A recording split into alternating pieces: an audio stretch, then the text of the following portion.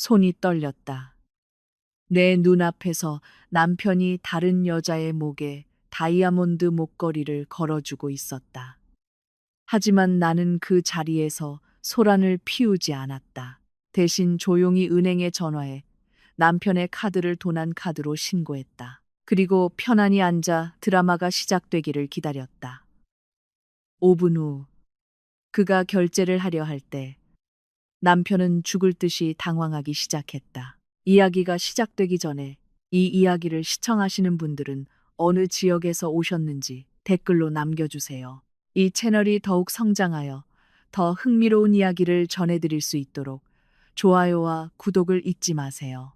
그날 오후 신한은행 VIP 라운지. 정적을 깨는 것은 오직 도자기 찻잔과 부딪히는 섬세한 스푼 소리뿐이었다. 이 공간은 은은한 라벤더 향이 감도는 시원한 곳으로 아래층의 일반 고객들로 붐비는 혼잡함과는 거리가 멀었다. 서지은은 등을 꼿꼿이 세우고 우아하게 다리를 꼬고 앉아 있었다. 그녀는 몸에 꼭 맞는 크림색 실크 블라우스와 검은색 슬랙스를 입고 있었다. 눈에 띄는 보석은 없었고 왼쪽 손목에 작은 가죽, 스트랩 시계 하나만 차고 있었을 뿐이다. 하지만 안목 있는 사람이라면 그 시계가 국산 중형차 한 대 값이라는 것을 알 수 있을 것이다. 그녀의 앞에는 머리가 희끗희끗한 신한은행 지점장인 박 부장님이 두꺼운 남색 파일을 내밀며 온화한 미소를 짓고 있었다. 서지은 사모님 공동명의 계좌의 예금을 사모님 개인 계좌로 이전하는 모든 절차가 완료되었습니다. 박 부장님은 차분한 중저음의 목소리로 말했다. 오늘 아침 지시하신 대로 작고하신 회장님의 유산은 강민준 대표님이 관리하는 회사 운영 계좌가 아닌 사모님 명의의 정기예금 계좌로 입금 처리했습니다. 지은은 안도의 한숨을 내쉬었다. 어깨를 짓누르던 무거운 짐이 사라진 기분이었다. 감사합니다, 부장님. 아버지가 남기신 자산을 안전하게 지키고 싶었을 뿐이에요. 남편을 못 믿는 건 아니지만 요즘 민준 씨가 맡고 있는 부동산 사업이 좀 불안정해서요. 혹시라도 현금 흐름에 문제가 생기면 대비책이 있어야 하니까요. 박 부장님은 정중하게 고개를 끄덕였다. 그는 지은의 가족을 수십 년 동안 알아왔다. 지은의 아버지가 어떻게 맨손으로 사업 제국을 일구었는지 잘 알고 있었다.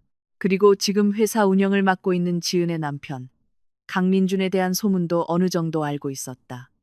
매우 현명한 결정이십니다, 사모님.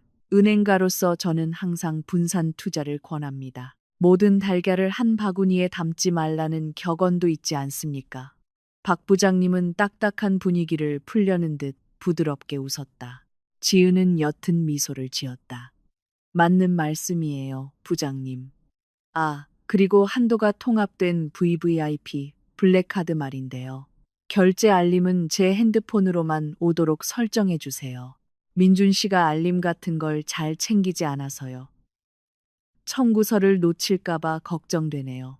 이미 처리되었습니다, 사모님. 500만 원 이상의 모든 거래 알림은 실시간으로 사모님의 문자 메시지와 이메일로 전송될 겁니다. 강 대표님은 추가 카드를 계속 사용하시지만 주 계좌 명의자인 사모님께서 모든 승인 권한을 가지고 계십니다. 지은은 식어가던 캐모마일 티를 한 모금 마셨다. 마음이 평온해졌다. 오늘은 중요한 날이었다. 그녀는 남편 모르게 50억 원이라는 거액의 유동자산을 그의 손이 닿지 않는 곳으로 옮겼다. 일주일 전부터 아내로서 그리고 사업가로서의 본능이 그녀에게 이렇게 하라고 속삭이고 있었다. 그럼 이만 가보겠습니다, 부장님. 아직 처리할 일이 남아서요. 지은은 찻잔을 내려놓고 일어섰다. 로비까지 모셔다 드리겠습니다, 사모님. 박 부장님이 서둘러 일어나며 재킷을 정돈했다. 아니에요. 괜찮습니다. 쇼핑몰로 바로 연결되는 옆문으로 나갈게요. 다음 주 시어머니 생신 선물 좀 보려고요. 그리고 차는 발렛 파킹에 맡겨둬서 쇼핑 끝나고 기사님께 전화하면 됩니다. 알겠습니다. 조심히 가십시오, 사모님. 강 대표님께도 안부 전해 주십시오. 지은은 고개만 까딱했다. 그녀는 그 차가운 방을 나와 은행 건물과 서울에서 가장 호화로운 쇼핑몰 중 하나를 잇는 연결 통로로 향했다. 그녀의 힐이 대리석 바닥을 규칙적인 리듬으로 두드렸다. 또각, 또각. 오늘 그녀는 승리한 기분이었다. 자산은 안전하고 미래도 안전했다. 민준이 야심찬 프로젝트들로 바쁠지는 몰라도 진짜 금고 열쇠를 쥔 사람은 바로 지은이었다. 그녀는 쇼핑몰을 잠시 둘러볼 생각에 들떴다. 어쩌면 순금을 조금 더 사서 모아두거나 새로운 가방을 구경할 수도 있었다. 그녀는 몰랐다. 그날 쇼핑몰에 들르기로 한 그 단순한 결정이 그녀의 인생을 180도 바꿔놓을 줄은. 운명은 은행과 쇼핑의 세계를 가르는 자동 유리문 뒤에서 그녀를 기다리고 있었다. 쇼핑몰 안의 공기는 달랐다. 더 활기차고 더 시끄러웠으며 값비싼 향수, 갓 내린 커피, 그리고 중앙 냉방 시스템의 시원한 공기가 뒤섞인 냄새로 가득했다. 지은은 핸드백을 고쳐 쥐었다. 그녀는 1층에 늘어선 명품 부티크들을 지나쳐 여유롭게 걸었다. 반짝이는 유리 진열장들을 눈으로 훑었다. 원래는 순금을 사려 했지만 어찌된 일인지 그녀의 발걸음은 쇼핑몰 왼쪽 구역의 하이엔드 주얼리 매장으로 향하고 있었다. 그곳에는 상류층 사모님들이 단골로 드나드는 유명 보석 가게들이 즐비했다. 어머님께 드릴 간단한 목걸이를 사는 것도 괜찮겠네. 지은은 혼잣말을 했다. 그녀는 오랜 단골 중 하나인 로얄 주얼 매장으로 다가갔다. 그 매장은 넓은 통유리 벽으로 되어 있어 밖에서도 안의 화려함을 엿볼 수 있었다. 지은은 막 안으로 들어가려 행했다. 그녀의 손이 두꺼운 유리문을 밀려고 뻗어지는 순간 갑자기 그녀의 움직임이 허공에서 멈췄다. 피가 싸늘하게 식었다. 심장이 1초간 멈췄다가 고통스러울 정도의 속도로 머리로 피를 펌프질하기 시작했다. 저 안 솔리테어 다이아몬드 반지 진열장 바로 앞에 그녀에게 너무나 익숙한 체격의 남자가 서 있었다. 저 슬림핏 하늘색 셔츠. 지난달 지은이 사준 것이었다. 왼쪽 손목에 크로노그래프 시계. 2년 전 결혼 기념일 선물이었다. 포마드를 살짝 바른 단정한 머리 스타일. 그건 그녀의 남편, 강민준의 스타일이었다. 하지만 민준은 혼자가 아니었다. 그의 왼쪽 팔에는 젊은 여자가 애교스럽게 매달려 있었다. 그녀는 밝은 갈색으로 염색한 긴 웨이브 머리를 하고 있었다. 무릎 위로 올라오는 짧은 원피스는 그녀의 늘씬한 다리를 뽐냈고 하이힐은 그녀를 더욱 돋보이게 했다. 요즘 젊은이들 특유의 물광 메이크업을 한 얼굴은 예뻤다. 지은은 한 걸음 뒤로 물러섰다. 다리가 젤리처럼 풀렸다. 그녀는 민준이 웃는 것을 보았다. 활짝 웃는 모습, 집에서는 오랫동안 보지 못했던 웃음이었다. 민준은 고개를 숙여 그 여자의 귀에 무언가 속삭이고는 그녀의 뺨에 가볍게 입을 맞췄다. 그 키스는 너무나 자연스럽고 편안해 보였다. 마치 세상에서 가장 행복한 커플인 것처럼. 그리고 공공장소가 아닌 것처럼. 저 여자 이름이 뭐였더라? 지은은 눈을 가늘게 뜨고 기억을 더듬었다. 낯익은 얼굴이었다. 지난달 민준의 회사 회식 사진에서 본 적이 있었다. 새로운 비서거나 인턴 사원이었던가. 지은은 유나라는 이름을 희미하게 떠올렸다. 민준이 민첩하고 믿을 만한 직원이라고 칭찬했던. 알고 보니 전혀 다른 의미로 믿을 만한 것이었다. 지은은 그 여자 최유나가 진열장 안의 보석 세트를 가리키는 것을 보았다. 물방울 모양 펜던트 주위를 작은 다이아몬드가 감싸고 있는 목걸이와 그에 어울리는 귀걸이 세트였다. 지은은 그 세트를 정확히 알고 있었다. 가격이 억대를 호가하는 신상 컬렉션이었다. 민주는 망설임 없이 고개를 끄덕였다. 그는 유나의 등을 쓰다듬고는 점원에게 그 보석을 꺼내달라고 손짓했다. 지은의 가슴이 답답해졌다. 보이지 않는 손이 패를 쥐어짜는 것 같았다. 메스꺼움이 목구멍까지 차올랐다. 여보, 지은의 목소리가 메었다. 집에서 민주는 항상 사업이 어렵다고 불평했다. 여보, 당분간은 아껴 쓰자. 프로젝트가 막혔어. 클라이언트 대금 지급이 미뤄지고 있어.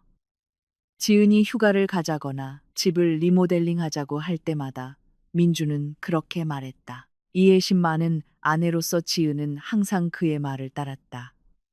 심지어 민준이 스트레스를 받지 않도록 개인 비상금으로 일부 생활비를 충당하기도 했다. 그리고 지금 그녀의 눈앞에서 사업이 어렵다던 남편이 다른 여자에게 스튜디오 오피스텔 한 채 값의 보석을 사주려 하고 있었다. 충격이 가시고 분노가 서서히 차올랐다. 떨리던 지은의 손이 이제는 굳게 주먹을 쥐고 있었다. 손톱이 손바닥을 파고들어 초승달 모양의 자국을 남겼다. 지금 당장 들어갈 수도 있었다. 문을 박차고 들어가 저 여자의 머리채를 잡고 사람들 앞에서 민준의 뺨을 때리고 소셜미디어에서 바이럴이 될 만한 난장판을 만들 수도 있었다. 속이 시원할 것이다. 아주. 하지만 지은은 어리석은 여자가 아니었다. 그녀는 부동산 재벌의 외동딸이었다. 적 앞에서 감정을 드러내지 않도록 교육받았다. 울고 소리치는 것은 그녀를 비참하게 보이게 할 뿐이다. 그건 민준에게 변명할 거리를 주거나 심지어 그녀를 탓할 이유를 만들어줄 뿐이다. 안 돼. 지은은 심호흡을 했다. 한 번, 두 번. 그녀는 천천히 뒤로 물러섰다. 모자이크 거울로 덮인 커다란 기둥 뒤에 숨었다. 매장 안에서는 보이지 않지만 안을 엿볼 수 있는 위치를 확보했다. 지은은 기둥 거울에 비친 자신의 모습을 보았다. 얼굴은 창백했지만 눈은 날카롭게 빛나고 있었다. 불장난을 하고 싶어. 여보? 그녀가 차갑게 속삭였다. 좋아. 내가 휘발유를 부어줄게. 기둥 뒤에서 지은은 스마트폰을 꺼냈다. 화면에는 5년 전 제주도 신혼여행 때 찍은 두 사람의 사진이 배경화면으로 떠 있었다. 사진 속 민준의 미소가 이제는 너무나 가짜처럼 보였다. 이제는 안정된 손가락으로 지은은 통화 목록에서 연락처를 찾았다. 그녀는 민준에게 전화하지 않았다. 그건 아마추어 같은 짓이다. 그녀는 박 부장님, 은행 지점장의 이름을 눌렀다. 연결음이 들렸다.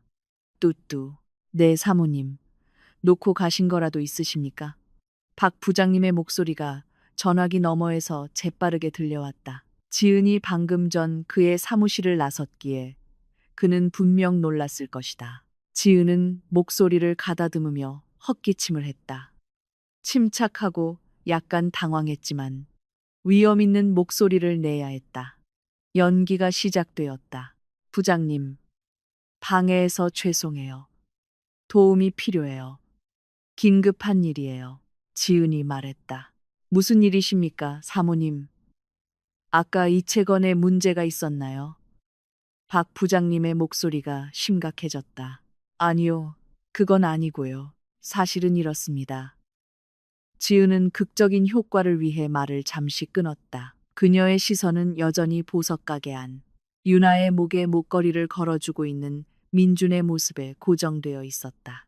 유나는 신이 나서 웃으며 점원이 들고 있는 작은 거울에 자신을 비춰보고 있었다. 지은은 유창하게 거짓말을 했다. 아주 논리적인 거짓말이었다. 그 지갑 안에 제주 계좌와 연결된 블랙카드가 들어있어요. 아시죠, 부장님? 그 카드는 한도가 거의 무제한이잖아요. 찬도는 어이쿠, 위험하군요, 사모님. 그런 등급의 카드가 나쁜 사람 손에 들어가면 몇 분 만에 거액이 결제될 수 있습니다. 박 부장님이 다급하게 말했다. 네, 바로 그걸 걱정하는 거예요, 부장님. 그 도둑이 대담하게 명품 매장에서 바로 카드를 사용해 현금화를 시도할까봐 두려워요. 지금 바로 정지시키겠습니다, 사모님. 잠깐만요, 부장님. 지은이 재빨리 말을 막았다. 그냥 일반 정지만 하지 말아주세요. 카드를 도난 사기 시도로 상태를 변경해 주세요. 그래서 앞으로 5분 안에 누군가 그 카드를 긁으려고 하면 단말기가 도난 카드 보안 코드로 결제를 거부하도록요.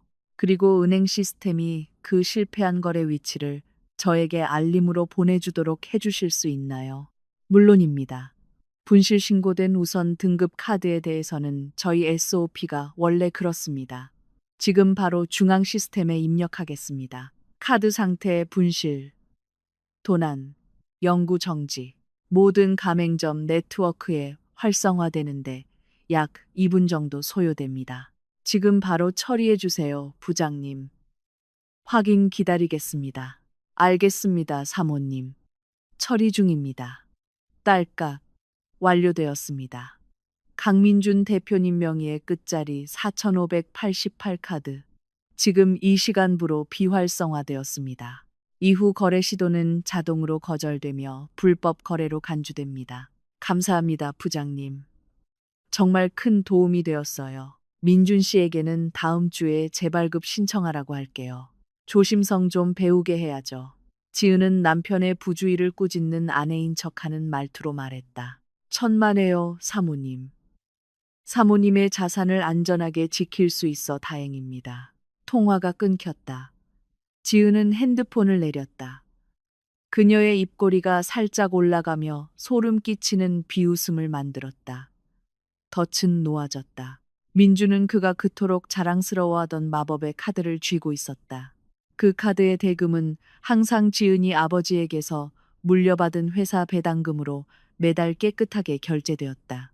민주는 자신이 누리는 사치, 운전하는 차, 자랑하는 사회적 지위가 모두 지은으로부터 나온다는 사실을 자주 잊거나 잊은 척했다. 지은이 없었다면 민주는 억대의 다이아몬드를 사줄 능력은커녕 평범한 월급을 받는 운영부장에 불과했다. 내 자존심의 마지막 5분을 즐겨봐, 여보. 지은이 중얼거렸다. 그녀는 시계를 보았다. 13시 15분. 이제 전략적인 자리를 찾아야 할 시간이다.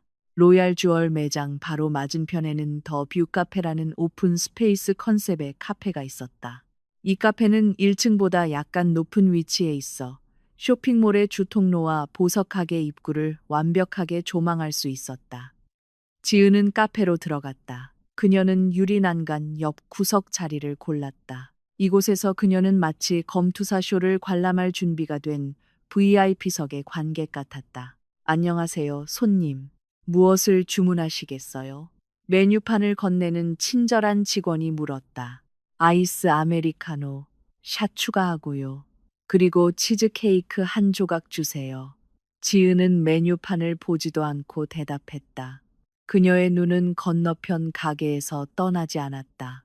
네, 잠시만 기다려주세요. 주문을 기다리는 동안 지은의 기억은 오늘 아침으로 거슬러 올라갔다.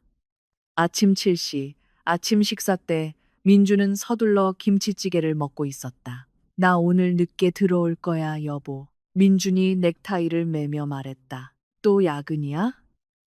지은이 그때 물었다. 응, 부산에서 온 클라이언트랑 미팅이 있어. 새로운 아파트 프로젝트에 아주 중요해. 아마 밤늦게까지 할 것 같아.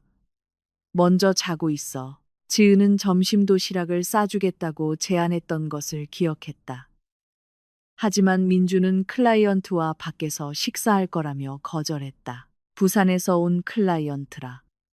알고 보니 그 클라이언트는 지금 진열장의 반지를 가리키며 애교스럽게 웃고 있는 미니스커트 차림의 젊은 여자였다. 지은의 주문이 나왔다.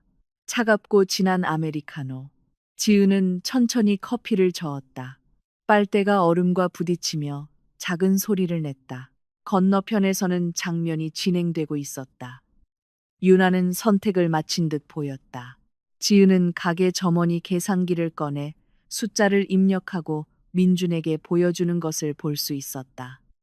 민준은 여유롭게 고개를 끄덕였다. 가격 따위는 신경 쓰지 않는 재벌 2세 같은 태도였다. 참 거만하네. 여보, 지은은 속으로 생각했다. 유나는 작게 박수를 치며 민준의 팔을 꼭 껴안았다. 그 여자의 얼굴에는 승리감이 가득했다. 아마도 그녀는 자신의 상사의 마음을 사로잡고 값비싼 선물을 얻어냈다고 생각하고 있을 것이다. 유나는 분명 우월감에 빠져 집에 있는 본처보다 자신이 더 사랑받는다고 느끼고 있을 터였다. 그때 민준이 뒷주머니에서 지갑을 꺼냈다. 검은색 가죽 지갑. 그것도 지은이 선물한 것이었다. 그 지갑에서 그는 우아한 검은색 카드를 꺼냈다. VVIP 블랙카드. 2분 전에 이미 은행 시스템에서 도난 카드 상태가 된 바로 그 카드였다. 지은은 씁쓸한 커피를 들이켰다. 그러나 이상하게도 시간이 흐를수록 고통은 무뎌지고 대신 가학적인 호기심이 생겨났다. 지은은 민준의 부자 가면이 강제로 벗겨지는 순간에 그의 얼굴을 보고 싶었다. 지은은 민준이 자신감 넘치는 동작으로 카드를 계산원에게 건네는 것을 보았다. 계산원은 두 손으로 공손히 카드를 받아들고 허리를 굽혀 인사한 뒤 계산대에 단말기로 걸어갔다. 하나 지은은 마음속으로 셌다. 둘, 셋. 쇼는 시작되었다. 가게 안에서 민주는 여전히 유나를 보며 미소 짓고 있었다. 이거 끝나고 위층 스테이크하우스에서 저녁 먹자, 자기야. 민준이 속삭였다. 보석 세트 마음에 들어? 정말 마음에 들어, 오빠. 고마워. 오빠가 내 마음을 제일 잘 알아. 집에 있는 그 답답한 아내랑은 다르게.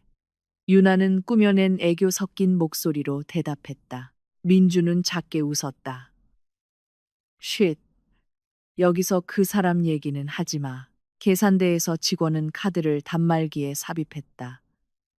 그는 거래 금액 1억 2,500만 원을 입력했다. 연결을 기다리는 동안 단말기의 표시등이 녹색으로 깜빡이다가 갑자기 빨간색으로 바뀌었다. 귀에 거슬리는 긴 삐 소리가 울렸다. 단말기의 작은 화면에는 승인 거절, 카드사의 문해라는 문구가 떴다. 계산원은 미간을 찌푸렸다.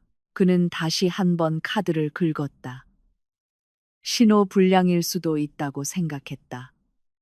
그는 과정을 반복했다. B. 승인 거절. 카드 회수. 카드 회수 리테인 칼는 은행의 심각한 지시였다.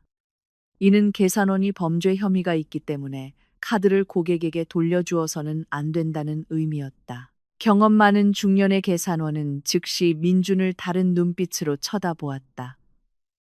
방금 전의 존경심은 사라지고 의심의 눈초리로 바뀌었다. 그는 문 근처에 서 있던 보안 요원에게 눈짓을 보냈다. 죄송합니다, 손님. 계산원이 약간 큰 소리로 말했다. 다른 몇몇 손님들이 돌아보았다. 카드가 거절되었습니다. 민준의 미소가 사라졌다. 거절?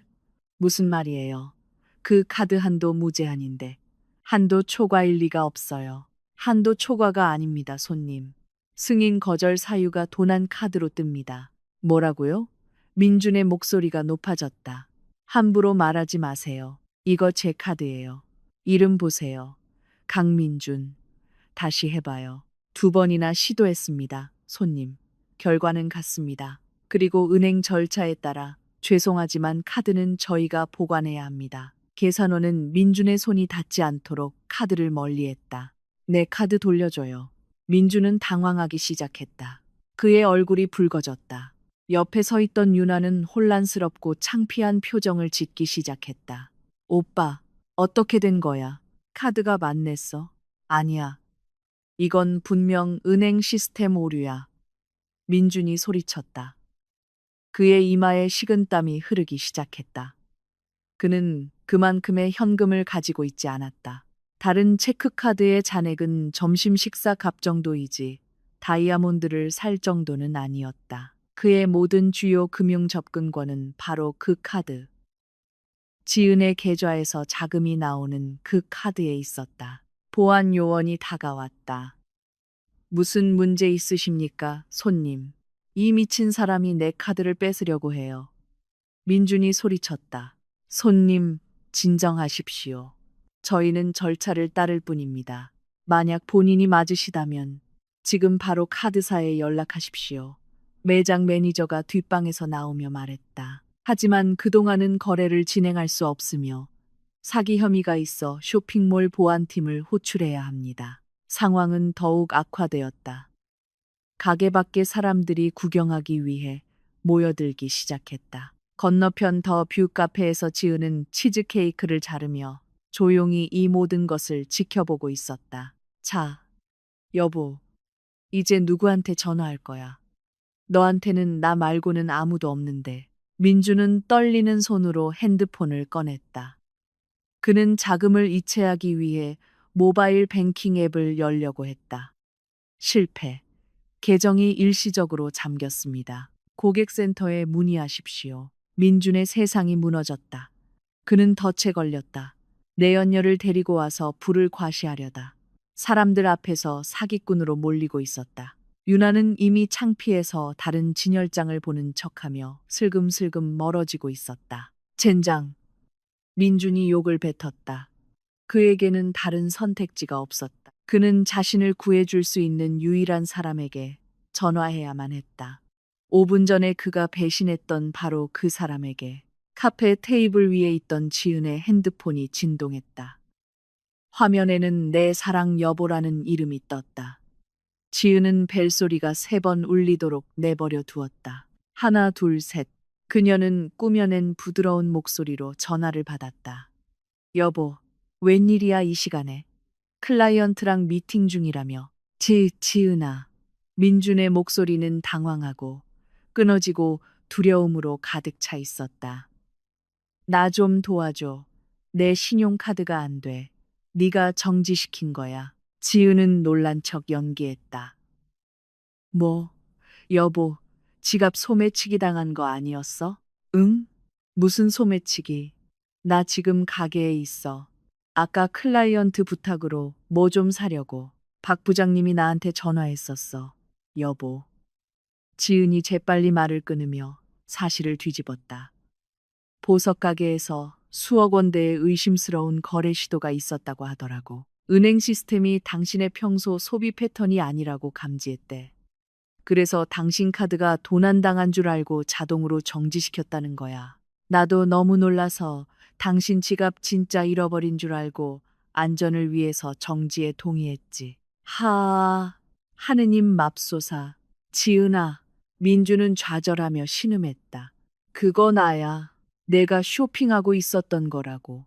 지금 당장 정지 풀어줘. 나 지금 사람들한테 다 보여서 너무 창피해. 아, 당신이었어?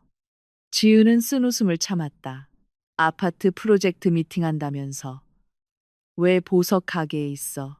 1억이 넘는 뭘 사길래. 잠시 침묵이 흘렀다. 민주는 마른 침을 삼켰다. 그는 자신의 거짓말에 갇혔다는 것을 깨달았다. 이건 투자 목적이야, 여보. 나중에 설명할게. 일단 지금 정지부터 풀어줘. 보안 요원이 나를 데려가려고 해. 안 돼, 여보.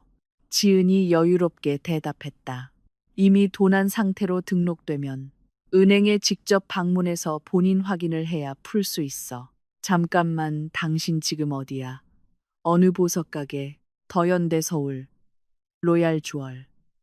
민준이 힘없이 대답했다. 어머나, 마침 나도 같은 쇼핑몰에 있는데 엄마 선물 사러 왔거든. 내가 지금 거기로 갈게. 안 돼. 민준이 반사적으로 소리쳤다. 만약 지은이 와서 유나를 본다면 그의 인생은 끝장이었다. 왜 안 돼? 내가 거기로 가면 매니저한테 내 남편이라고 설명하고 내 체크카드로 결제할 수 있잖아. 보안 요원한테 끌려가고 싶어. 지은이 부드럽게 협박했다. 민주는 침묵했다. 그는 유나 쪽을 돌아보았다. 그는 손짓으로 유나에게 가라고 신호했다. 이미 창피할 대로 창피해진 유나는 즉시 가방을 챙겨 뒤도 돌아보지 않고 가게를 빠져나갔다. 민준을 바보처럼 홀로 남겨두고 유나가 사라진 것을 확인한 민준은 체념한 듯 한숨을 쉬었다. 알았어. 이리 와. 빨리 와서 나 좀 도와줘. 거기서 기다려. 5분 안에 도착할게. 지은이 말했다. 지은은 전화를 끊었다. 그녀는 남은 커피를 마지막 한 방울까지 마셨다. 그녀는 일어나 블라우스를 정돈하고 완벽하게 걱정하는 아내의 표정을 지었다. 자, 지은아, 이제 연기할 시간이야. 그녀는 속삭였다. 그녀는 카페를 나와 사자굴로 향했다. 양의 탈을 쓴 늑대를 구하기 위해 민주는 지은이 와서 결제해주면 문제가 해결될 것이라고 생각했다. 그는 몰랐다. 지은의 등장은 진정한 지옥의 시작이라는 것을. 지은은 그 혼란스러운 상황과는 대조적인 태도로 로얄 주얼 매장에 들어섰다. 그녀는 침착하게 걸었고 얼굴에는 적절한 걱정이 서려 있었다. 과하지 않으면서도 그녀가 남편을 걱정하는 아내임을 누구에게나 확신시킬 만큼 충분했다. 계산대 근처에서 민주는 잿빛 얼굴로 서 있었다.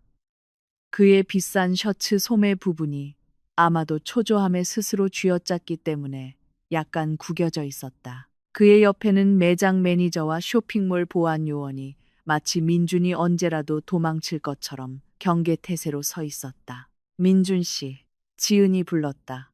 그녀는 모두가 들을 수 있도록 목소리를 약간 높였다. 민준은 고개를 돌렸고 그의 얼굴에 떠오른 안도감은 너무나 명백했다. 마치 하늘에서 구원 천사를 본 것 같았다. 지은은 다가가 남편의 팔을 부드럽게 잡았다. 그녀는 민준의 팔 근육이 긴장하고 피부가 식은땀으로 차가워진 것을 느낄 수 있었다. 지은은 단호하면서도 정중한 눈빛으로 매장 매니저를 바라보았다. 안녕하세요. 저는 강민준 씨의 아내 서지은입니다. 그녀는 신분증과 자신의 플래티넘 체크카드를 꺼내며 말했다. 아까 전화로 설명드린 것처럼 데이터 도용 혐의 때문에 은행과 약간의 소통 오류가 있었습니다. 제 남편은 사기꾼이 아닙니다. 매니저는 긴 한숨을 내쉬었다. 그의 어깨에서 긴장이 풀렸다. 그는 지은을 오랜 VIP 고객으로 알아봤다. 아, 사모님, 정말 죄송합니다. 저희는 단말기가 도난 코드로 카드를 거부해서 표준 절차를 따랐을 뿐입니다. 이해합니다. 맡은 일을 하셨을 뿐이겠죠. 지은은 이해한다는 듯 미소를 짓고는 알 수 없는 표정으로 민준을 돌아보았다. 여보, 어떻게 이렇게 부주의할 수가 있어? 지갑은 괜찮아. 응, 괜찮아, 여보. 그냥 신용카드만 오류가 났어.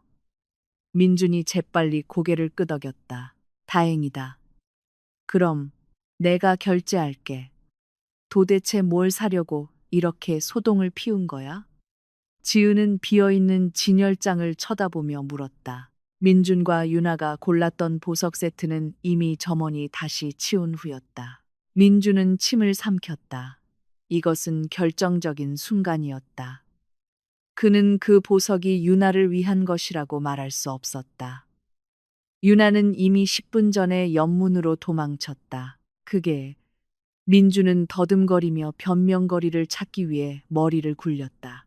사실은 당신에게 서프라이즈 선물을 하려고 했어, 지은아. 다음 주가 우리 7주년 결혼 기념일이잖아. 당신이 좋아할 만한 다이아몬드 세트를 사주려고 했지. 지은은 비웃음을 참았다. 그들의 결혼 기념일은 아직 3개월이나 남았다. 정말 어설픈 거짓말쟁이였다. 어머나, 여보. 지은은 감동받은 척 손으로 입을 가렸다. 기억하고 있었어? 아직 한참 남았는데. 내가 괜히 카드를 정지시켜서 미안해지네. 미안해, 여보. 아니야, 괜찮아. 안전을 위해서 그런 건데 뭐. 민준의 목소리는 자신의 거짓말이 성공했다고 느끼자 안정을 되찾기 시작했다. 그래서 우리 이거 살까? 지은은 매장 매니저를 바라보았다. 아까 제 남편이 골랐던 상품 다시 꺼내주시겠어요? 점원은 망설이며 물방울 디자인의 다이아몬드 목걸이와 귀걸이 세트를 다시 꺼냈다. 지은은 잠시 그것을 바라보았다. 디자인이 너무 젊고 화려했다. 우아하고 미니멀한 것을 선호하는 지은의 취향과는 전혀 맞지 않았다. 이것은 명백히 유나의 취향이었다. 정말 예쁘다, 여보. 하지만 지은은 펜던트를 들어 올렸다가 다시 내려놓았다. 나한테는 좀 너무 화려한 것 같아. 당신도 알잖아. 내가 심플한 거 좋아하는 거. 그리고 가격도 1억 2천, 500만 원이나 하잖아. 아까워, 여보. 그 돈이면 지금 막혀 있는 당신 프로젝트에 보태는 게 낫겠어. 그 말은 민준의 자존심을 찔렀다. 지은은 방금 거만하게 들리지 않으면서도 누가 돈을 가졌고 누가 돈이 필요한지를 상기시켰다. 아, 그래. 민준은 실망한 듯 보였지만 속으로는 안도의 한숨을 내쉬었다. 그는 유나에게 주지 못한 물건에 대해 자신의 돈이나 지은의 돈을 쓸 필요가 없게 되었다. 그래, 당신이 마음에 안 들면 나중에 다른 거 찾아보자. 우리 그냥 집에 가자. 응. 내가 당신 여기서 창피하게 만든 거 미안하니까 저녁에 특별 요리 해줄게. 지은이 민준의 팔짱을 끼며 제안했다. 그들은 가게를 나섰다. 민준은 자신이 구사일생으로 위기를 모면했다고 느꼈다. 그는 지은의 팔짱이 애정의 표시가 아니라 죄수를 감방으로 데려가는 교도관의 소나기라는 것을 깨닫지 못했다. 집으로 돌아가는 차 안에서 지은은 민준이 아직 충격에서 벗어나지 못했을 거라는 핑계로 직접 운전했다. 고급 SUV의 실내는 침묵에 잠겼다. 아까 클라이언트랑 미팅도 이 쇼핑몰에서 했어? 지은이 침묵을 깨며 물었다. 그녀의 시선은 도로에 고정되어 있었다. 응, 아래층 스타벅스에서. 미팅 끝나고 심심해서 위층 보석가게 구경하러 올라왔어. 민준이 재빨리 대답했다. 너무 빨랐다. 아, 클라이언트는 남자였어. 여자였어. 남자. 아, 박 이사님이라고. 부산에서 오신 분이야. 민주는 또 거짓말을 했다. 지우는 고개를 끄덕였다. 딜이 잘 성사돼야 할 텐데. 그래야 당신도 회사 현금 흐름 걱정 좀 덜지. 응, 기도해줘. 민주는 좌석에 머리를 기대고 눈을 감았다. 그는 매우 피곤했다. 이 연극은 그의 에너지를 모두 소진시켰다. 한편 그의 옆에서 지은은 옅은 미소를 지었다. 아주 옅게. 부산에서 온 박 이사님이라 지은은 속으로 생각했다. 좋아, 여보. 그 가상의 이름 내가 기억해둘게. 그날 밤 새벽 1시. 지중해 스타일의 대저택은 고요했다. 뒤뜰 정원에서 들려오는 귀뚜라미 소리만이 들릴 뿐이었다. 안방에서 민주는 입을 살짝 벌리고 깊이 잠들어 있었다. 아마도 쇼핑몰에서의 사건 이후 정신적 피로 때문일 것이다. 지은은 조용히 일어났다. 그녀는 민준을 깨우지 않기 위해 침실등을 켜지 않았다. 소리 없는 발걸음으로 그녀는 아래층 서재로 향했다. 이 서재는 지은의 가족, 사업 고객, 데이터 기밀 유지를 이유로 지은의 허락 없이는 민준이 들어올 수 없는 유일한 공간이었다. 지은은 노트북을 켰다. 화면의 푸른 빛이 그녀의 심각한 얼굴을 비췄다. 방금 전 남편을 위해 속꼬리곰탕을 끓여주던 상냥한 아내의 모습은 온데간데 없었다. 지금 있는 것은 이사 서지은, 집행자 서지은이었다. 그녀는 핸드폰에서 암호화된 메신저 앱을 열었다. 서지은, 김 과장님, 데이터 받았나요? 김 과장, 회계감사. 네, 이사님. 방금 보안 이메일로 보내드렸습니다. 장부가 엉망입니다. 너무 조잡하게 처리했더군요. 지은은 이메일을 열었다. 김 과장은 지은이 일주일 전 민준의 잦은 야근과 부풀려진 회사 지출에 처음 의심을 품었을 때 비밀리에 고용한 독립적인 회계 감사인이었다. 노트북 화면에는 김 과장이 빨간색으로 표시해둔 엑셀표의 숫자열이 나타났다. 민준이 이끄는 자회사 민준건설의 현금 흐름 보고서였다. 1월 2일 운영비 클라이언트 접대비 1 500만 원 고급 레스토랑 1월 10일 부산 출장비 2 500만 원 지은은 민준이 그날 부산에 가지 않았다는 것을 알고 있었다. 1월 15일 사무실 자산 전자기기 구매 3 500만 원 사무실에 새로 들어온 물건은 없었다. 1월 22일 제3자 계좌 이체 컨설턴트 비용 최유나 1 0만 원. 지은의 눈은 그 이름 최유나에 꽂혔다. 그래, 풀네임이 최유나였구나. 지은은 옆 화면의 검색 엔진에 그 이름을 입력했다. 그녀의 소셜미디어가 바로 나타났다. 비공개되지 않은 인스타그램 계정이었다. 지은은 그녀의 사진들을 훑어보았다. 사진 1. 고급 레스토랑에 있는 유나. 사진 2. 새로운 명품 가방을 자랑하는 유나. 날짜 1월 15일. 캡션. 나를 위한 선물. 아니, 그가 준 선물. 지은은 사진 날짜와 회사 재무보고서에 의심스러운 지출 날짜를 맞춰보았다. 100% 일치했다. 민주는 회사 돈, 지은 아버지의 유산으로 이 여자의 생활비를 대주고 있었다. 저 가방, 저녁 식사, 어쩌면 유나가 사는 오피스텔까지. 모든 것이 지은 아버지의 피땀으로 지불된 것이었다. 지은의 가슴이 들끓었다. 질투 때문이 아니었다. 질투심은 오늘 오후 보석 가게에서 이미 죽었다. 지금 남은 것은 혐오감이었다. 민주는 단순히 사랑을 배신한 자가 아니라 도둑이었다. 그는 자신을 먹여 살리는 손을 물었다. 지은은 다시 김 과장에게 메시지를 보냈다. 서지은 이체 증빙 서류 원본이 필요해요. 최윤아의 완전한 계좌 거래 내역서도요. 가능할까요? 김 과장 회계감사 은행이 달라서 좀 어렵습니다, 이사님.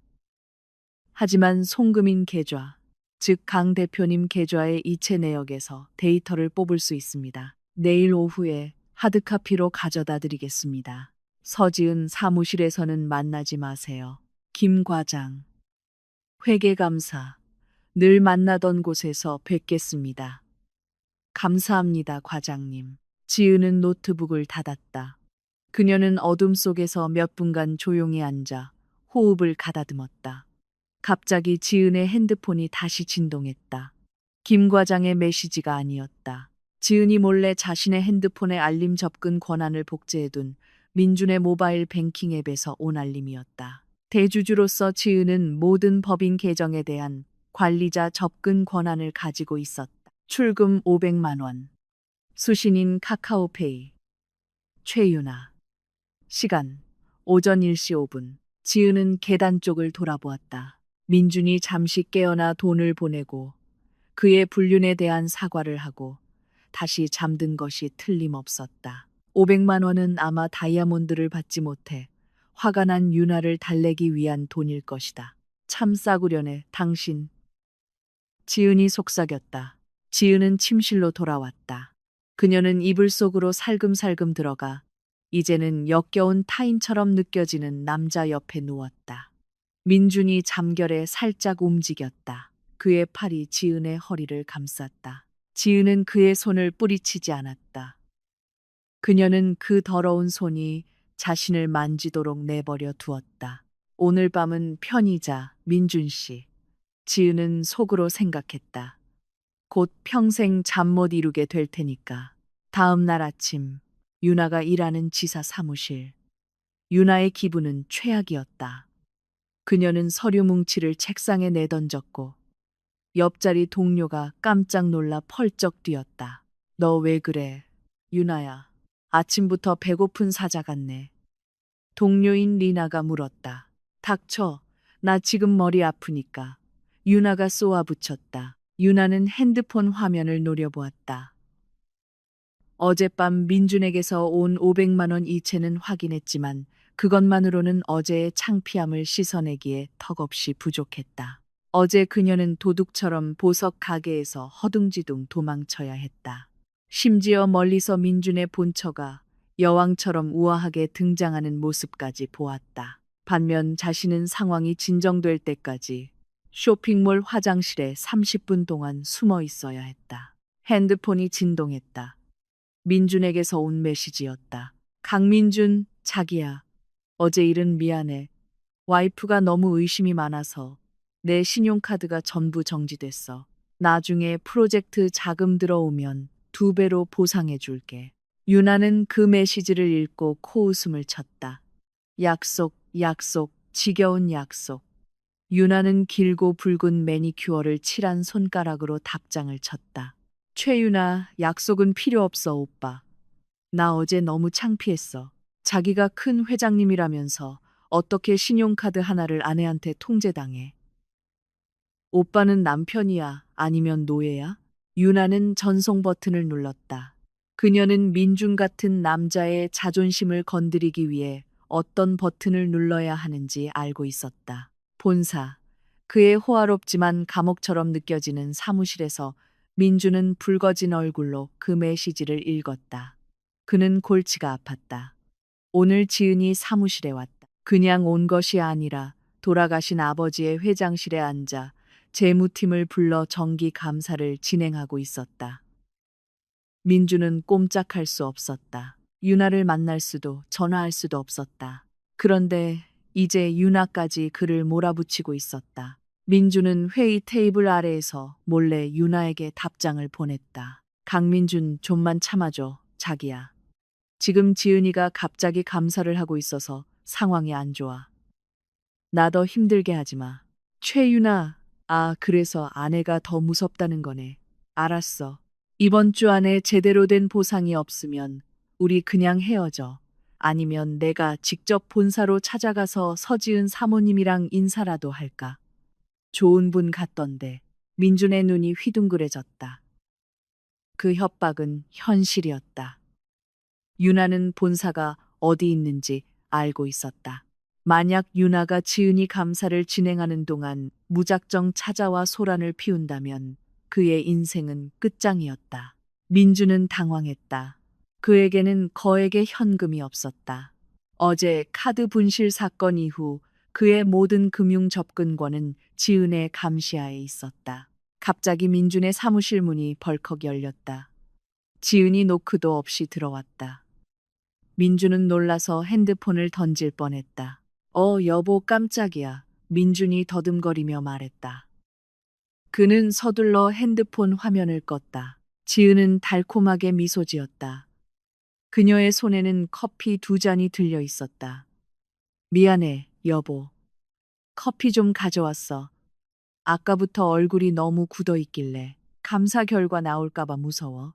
뭐, 아니야. 우리 재무는 깨끗해.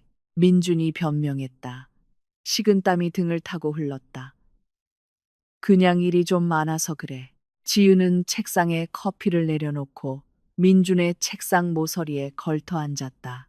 그녀의 위치는 의자에 앉은 민준보다 약간 높았다. 지배적인 자세였다. 여보, 오늘 저녁에 외식하자. 스테이크 먹고 싶어. 좋아. 어디서?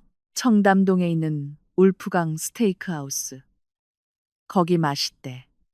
그리고 당신 커리어의 미래에 대해서도 얘기 좀 하고 싶어. 지은이 민준의 셔츠, 깃을 정리하며 말했다. 민준의 심장이 세차게 뛰었다. 청담동 울프강 스테이크 하우스. 그곳은 유나가 가장 좋아하는 장소였다. 유나는 자주 그곳에서 찍은 사진을 올렸다. 심지어 매주 금요일 밤마다 친구들과 그곳에서 시간을 보냈다. 그리고 오늘은 금요일이었다. 거기는 가지 말자, 여보. 금요일에 청담동은 너무 막혀. 그냥 집 근처에서 먹자. 민준이 제안했다. 지은은 애교스럽게 고개를 저었다. 싫어. 나 거기 스테이크 먹고 싶단 말이야. 무조건 거기서 먹을 거야. 저녁 8시로 예약해뒀어. 늦지 마. 지은은 민준의 뺨을 가볍게 두드리고는 밖으로 나갔다. 일 계속해, 여보. 핸드폰만 만지작거리지 말고. 지은이 나간 후 민주는 힘이 쭉 빠졌다. 그는 서둘러 유나에게 메시지를 보냈다. 강민준, 오늘 밤 청담동 울프강에는 절대 오지 마. 나 지은이랑 거기서 저녁 먹을 거야. 나타나기만 해봐. 읽음 표시는 떴지만 답장은 없었다. 전화기 저편에서 유나는 그 메시지를 보고 비웃었다. 아, 내 단골집에서 애정 과시를 하시겠다. 알았어, 강민준 씨. 그날 밤 청담동의 스테이크하우스는 매우 붐볐다. 은은한 조명, 부드러운 재즈 음악, 그리고 고기 굽는 냄새가 공기를 가득 채웠다. 지은과 민주는 방 중앙에 꽤 좋은 자리에 앉았다. 지은은 심플하지만 우아한 검은색 드레스로 눈부셨다. 반면 민주는 불안해 보였고 그의 눈은 마치 경찰에 쫓기는 범인처럼 계속해서 입구를 힐끗거렸다. 왜 그래, 여보? 왜 그렇게 불안해 보여? 누구 찾아? 아니, 아무도 안 찾아. 그냥 좀 덥네. 민준이 물을 급하게 들이키며 대답했다. 그래, 에어컨은 시원한데. 지은은 미소 짓고는 고기 한 점을 입에 넣었다. 고기 정말 맛있다. 젊은 애들이 왜 여기서 노는 걸 좋아하는지 알겠네. 혹시 알아? 당신 그 예쁜 비서도 여기 좋아할지. 민주는 사례가 들렸다. 지은은 재빨리 냅킨을 건넸다. 천천히 먹어, 여보. 비서 얘기했다고 그렇게 놀라? 당신 비서 이름이 뭐였지? 유나? 맞지? 어, 최유나. 왜 갑자기 걔 얘기를 해? 아무것도 아니야. 아까 회사 지출 보고서를 보니까 최유나 이름으로 된 컨설턴트 비용이 있더라고. 그냥 비서가 언제부터 컨설턴트 비용을 받나 궁금해서. 혹시 당신 비즈니스 컨설턴트도 겸하고 있나? 지은의 시선이 민준의 눈동자를 똑바로 꿰뚫었다. 민준은 얼어붙었다. 그는 지은이 감사 결과를 이렇게 빨리, 그것도 공공장소에서 꺼낼 줄은 몰랐다. 그건 격리팀에서 잘못 입력한 것 같아, 지은아. 내가 나중에 다시 확인할게. 너무 의심하지 마. 의심하는 거 아니야. 그냥 물어본 거야. 지은은 다시 미소 지었다. 눈은 웃고 있지 않은 미소였다. 그때 입구 쪽에서 익숙한 여자의 웃음소리가 들려왔다. 민주는 뻣뻣하게 고개를 돌렸다. 그곳에는 자신감 넘치는 걸음으로 유나가 두 명의 친구와 함께 들어오고 있었다. 유나는 지은의 검은 드레스와 대조되는 매우 눈에 띄는 새빨간 드레스를 입고 있었다. 유나는 그들을 보았다. 당연히 보았다. 그녀는 일부러 온 것이었다. 유나는 피하지 않았다. 오히려 그녀는 똑바로 그들의 테이블을 지나쳐 걸어갔다. 스쳐 지나갈 때 유나는 잠시 멈춰서서 놀란 척했다. 어머, 강 대표님. 유나가 꾸며낸 달콤하고 약간 큰 목소리로 인사했다. 민주는 쥐구멍에라도 숨고 싶은 심정이었다. 유나 씨, 여기서 저녁 먹나? 네, 대표님, 단골이거든요. 유나는 머리를 쓸어 넘기고는 지은을 쳐다보았다. 그녀의 시선은 도전적이었고 지은의 머리부터 발끝까지를 훑어보았다. 이분이 서지은 사모님이시죠? 지은은 천천히 나이프와 포크를 내려놓았다. 그녀는 일어서지 않고 우아하게 앉아 누가 이 자리의 주인인지를 보여주었다. 지은은 예의 없는 하녀를 바라보는 여왕의 눈빛으로 유나를 보았다. 네, 내가 서지은이에요. 당신은 내 남편의 직원, 최윤아 씨? 지은이 무미건조하게 물었다. 개인 비서입니다, 사모님. 유나가 개인이라는 단어에 힘주어 정정했다. 아, 비서. 듣자 하니 멀티태스킹을 잘해서 사무실 밖의 일까지 처리한다고 하던데. 지은이 부드럽지만 날카롭게 비꼬았다. 유나는 비웃었다. 저는 그냥 강 대표님께서 필요로 하시는 걸 도와드릴 뿐이에요, 사모님. 가끔 대표님께서는 집에서는 얻을 수 없는 특별한 도움이 필요하시거든요. 테이블의 분위기는 싸늘해졌다. 민주는 창백해졌다. 그는 유나가 폭발해서 지금 모든 것을 폭로할까봐 두려웠다. 유나 씨, 저기 친구들이 기다리잖아. 민준이 유나를 쫓아내려는 듯 재빨리 말을 끊었다. 네, 대표님. 천천히 하세요. 유나가 작게 웃었다. 그럼 사모님, 로맨틱한 저녁 식사 즐기세요. 유나는 그들로부터 세 테이블 떨어진 자신의 자리로 유유히 사라졌다. 저녁 식사 내내 유나는 계속해서 민준 쪽을 쳐다보았다. 때로는 민준을 향해 와인잔을 들어 올려 건배하는 시네스를 하기도 했다. 민준은 음식을 삼킬 수 없었다. 마치 고무를 씹는 기분이었다. 반면 지은은 스테이크를 맛있게 다 먹었다. 당신 비서, 참 공격적이네, 여보. 유나가 떠난 후 지은이 아무렇지 않게 말했다. 조심해, 저런 여자들은 보통 신분 상승을 위해서라면 수단과 방법을 가리지 않으니까. 당신이 희생양이 되지 않도록 해. 응응, 지은아. 내가 사무실에서 따끔하게 혼내줄게. 민준이 힘없이 대답했. 좋아. 아, 그리고 사무실 얘기가 나와서 말인데, 지은은 냅킨으로 입을 닦았다. 그녀의 얼굴이 진지해졌다. 비즈니스 모드가 켜졌다. 내가 당신에게 흥미로운 제안을 하나 할게. 당신의 재정 문제를 해결해줄 해결책이야. 민준의 눈이 약간 빛났다. 새로운 막이 시작되었군. 지은은 속으로 생각했다. 밤은 깊어갔지만 12번 테이블의 대화는 이제 막 본론으로 접어들고 있었다. 지은은 가방에서 태블릿 PC를 꺼냈다. 그녀는 프로젝트 프레젠테이션을 열었다. 아버지가 예전에 강원도에 개발하지 못한 넓은 땅을 가지고 계셨던 거 알지? 지난달에야 겨우 허가가 나온 광산 부지 말이야. 지은이 미끼를 던지기 시작했다. 민주는 고개를 끄덕였다. 물론 그는 알고 있었다. 그것은 그가 오랫동안 노려왔지만 지은의 아버지가 살아계실 때는 절대 손댈 수 없었던 보물 같은 자산이었다.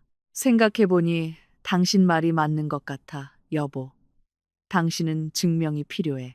지금까지 회사 사람들은 당신을 그냥 서지은의 남편이나 회장님 사위로만 생각했잖아. 그게 당신 남성적 자존심에 상처가 됐을 거야. 지은이 거짓된 공감의 말투로 말했다. 민주는 감동받았다. 응, 지은아. 그게 내가 지금까지 느꼈던 거야. 나도 큰 프로젝트를 이끌 수 있다는 걸 증명하고 싶어. 바로 그거야. 그래서 내가 이 강원도 프로젝트의 총괄 책임을 당신에게 전부 맡기려고 해. 100%. 지은이 말했다. 민준의 눈이 휘둥그레졌다. 정말이야. 지은아, 농담 아니지? 진심이야. 나는 당신이 이 프로젝트를 전담할 새로운 자회사의 대표이사가 되었으면 해. 이름은 보르네오 개발로 하자. 당신이 모든 걸 통제하고 팀을 꾸리고 재정을 관리하는 거야. 와, 민준의 어두웠던 얼굴이 순식간에 밝아졌다. 그의 머릿속에는 수십억 원의 돈이 춤을 추었다. 만약 그가 이 프로젝트를 맡게 되면 더 이상 신용카드 한도를 두려워할 필요가 없었다. 그는 유나에게 목걸이뿐만 아니라 보석 가게를 통째로 사줄 수도 있었다. 하지만 조건이 있어, 여보. 지은이 말을 이었다. 조건이 뭔데? 뭐든지 할게. 이건 크고 위험성이 높은 프로젝트이기 때문에 다른 주주들이 당신의 헌신을 보증하길 원해. 당신은 이 프로젝트에 대해 법적, 재정적으로 전적인 책임을 진다는 성실서약서에 서명해야 해. 그래서 이익이 나면 순이익의 20%를 보너스로 받게 될 거야. 그건 엄청난 액수야, 여보. 하지만 관리 부실로 손실이 발생하면 그 책임은 모회사가 아니라 당신에게 있어. 20% 보너스와 완전한 통제권이라는 말에 이미 눈이 먼 민주는 위험에 대해 깊이 생각하지 않았다. 그의 오만한 머릿속에서 그는 그것을 충분히 관리할 수 있다고 확신했다. 게다가 그는 항상 자신이 똑똑하지만 기회가 부족했을 뿐이라고 생각했다. 동의해, 지은아. 비즈니스에서는 당연한 거지. 고위험, 고수익이잖아. 민준이 열광적으로 대답했다. 좋아. 그리고 한 가지 더, 프로젝트가 강원도에 있기 때문에 다음 주부터 첫 3개월 동안은 거기 머물러야 해. 민준은 잠시 침묵했다. 서울에서 3개월이나 떨어져 안락함과 멀어져야 했다. 하지만 그는 유나의 테이블 쪽을 힐끗 보았다. 만약 그가 완전한 권력과 많은 돈을 갖게 되면 유나를 몰래 그곳으로 데려갈 수도 있었다. 유나는 분명 사치를 약속하면 따라올 것이다. 이것은 오히려 서울에 있는 지은의 감시에서 벗어날 좋은 기회였다. 알았어, 지은아. 우리의 미래를 위해서라면 갈 준비가 됐어. 민준이 단호하게 말했다. 지은은 미소 지었다. 승리의 미소였다. 민준은 방금 자신의 무덤을 팠다.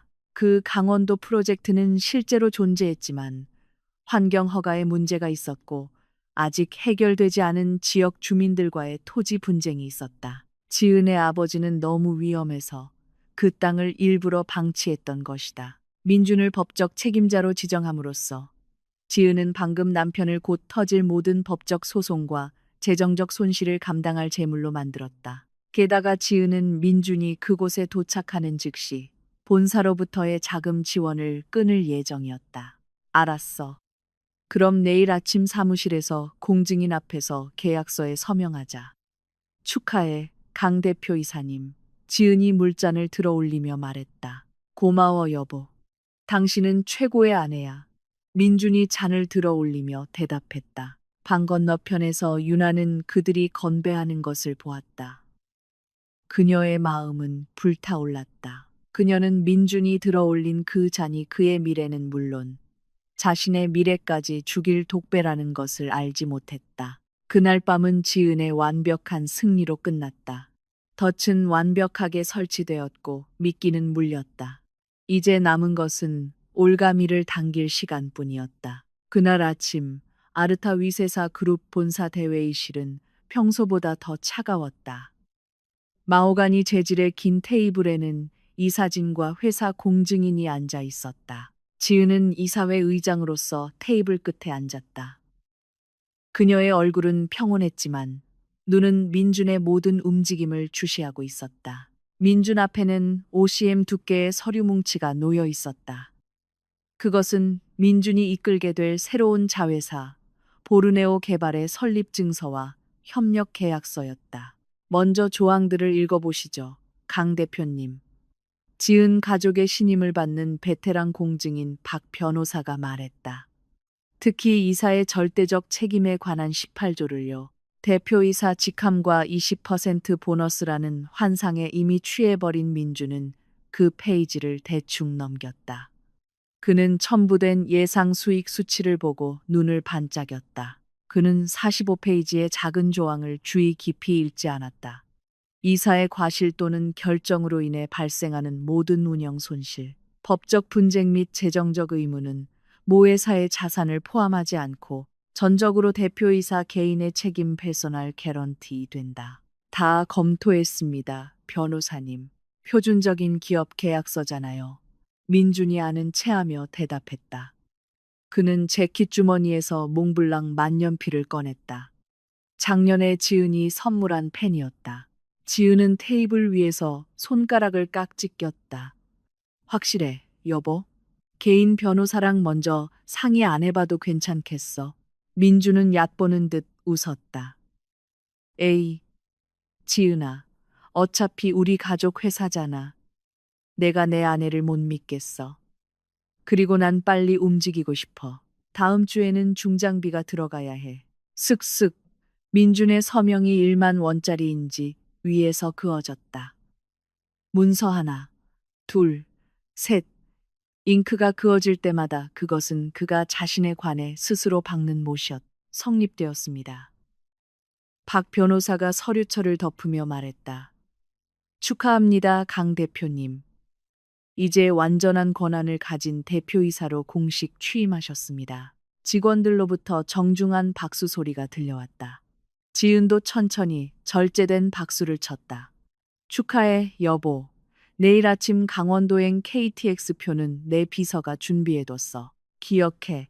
부지 개간을 감독하기 위해 최소 3개월은 거기 있어야 해. 지은이 말했다. 알겠습니다, 보스. 민준이 지은을 향해 윙크를 했다. 그날 오후, 민준은 사무실에서 멀리 떨어진 한적한 커피숍에서 몰래 유나를 만났다. 그는 새 오피스텔 열쇠를 테이블 위에 던졌다. 호화로운 오피스텔은 아니었지만 임시 거처로는 충분했다. 자기야, 나 내일 강원도로 떠나. 너도 같이 가자. 민준이 제안했다. 나 이제 대표이사 됐어. 거기 가면 우리 회사 빌라에서 지낼 거야. 나중에 너는 행정 컨설턴트로 등록해서 공식적으로 월급도 받게 해줄게. 유나의 눈이 반짝였다. 정말이야, 오빠? 빌라? 와, 휴가 가는 것 같겠다. 당연하지. 일단 지금 당장 짐 싸. 근데 우리 비행기는 따로 타고 가자. 지은이 쪽 사람들 눈에 띄면 안 되니까 공항에서 만나. 그들은 몰랐다. 민준이 말한 빌라는 사실 편의 시설이라고는 찾아볼 수 없는 야자수숲 한가운데의 작업 숙소에 불과했다. 민준 자신도 그곳에 가본 적이 없었다. 그는 단지 지은이 우연히 보여준 오래된 사진들만 봤을 뿐이다. 아직 상태가 좋았던 5년 전의 사진이었다. 그날 밤 민주는 부자가 되는 꿈을 꾸며 지은 옆에서 깊이 잠들었다. 반면 지은은 잠들지 않았다. 그녀는 신한은행 박 부장에게 짧은 메시지를 보냈다. 서지은, 법적 서류 서명 완료.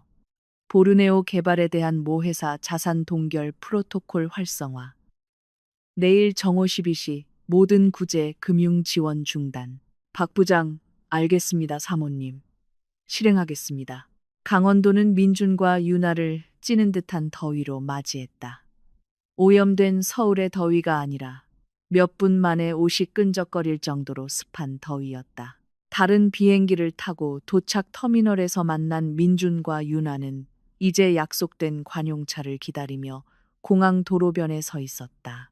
유나는 여름 원피스에 넓은 책모자를 쓰고 명품 옷으로 가득 찬 큰 여행 가방 2개를 들고 있었다.